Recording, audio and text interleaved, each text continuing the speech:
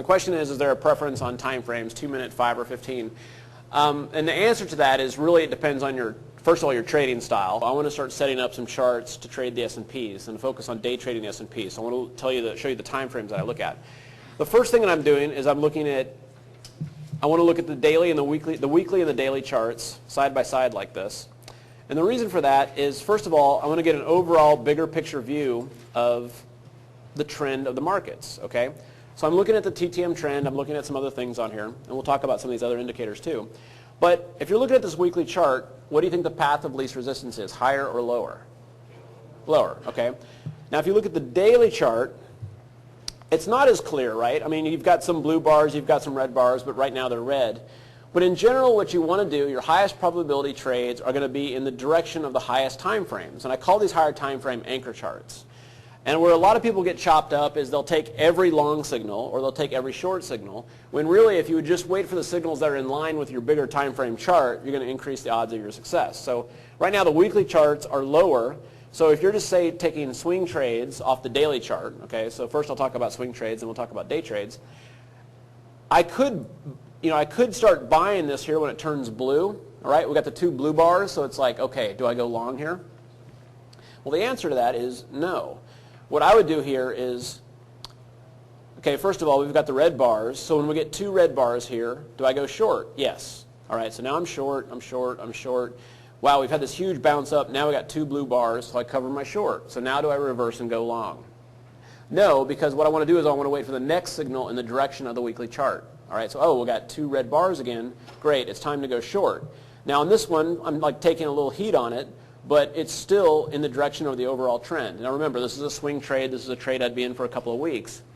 All right, so now the same concept with swing trading also works if you're day trading. All right, so if I'm going to be day trading, what I'm going to do is I'm going to come over here on the S&Ps, and let's look at an intraday chart. Let's look at a 60-minute chart.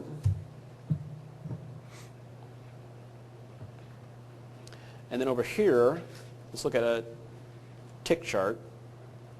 And on the S&Ps, I like to use a 233 tick chart.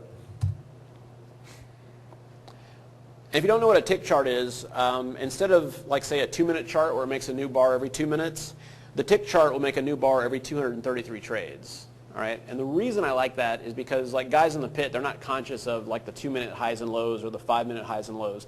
They're really focusing on the trading velocity of the market, the amount of trades that are coming into the pit.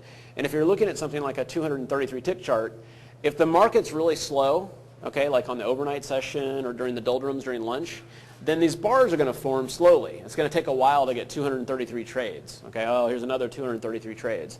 But if we've just opened or some economic data has come out, then these bars are going to form really quickly, like, 233 trades.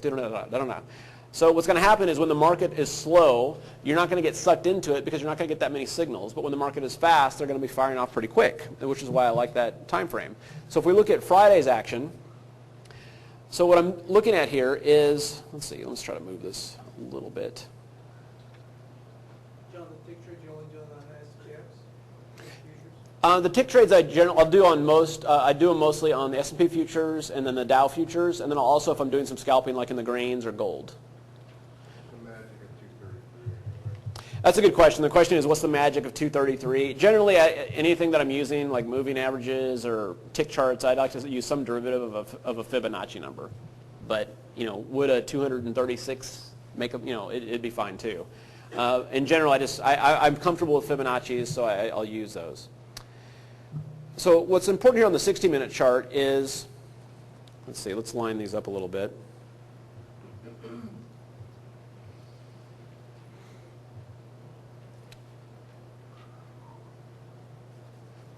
So here's just like an example of okay, so here's that data.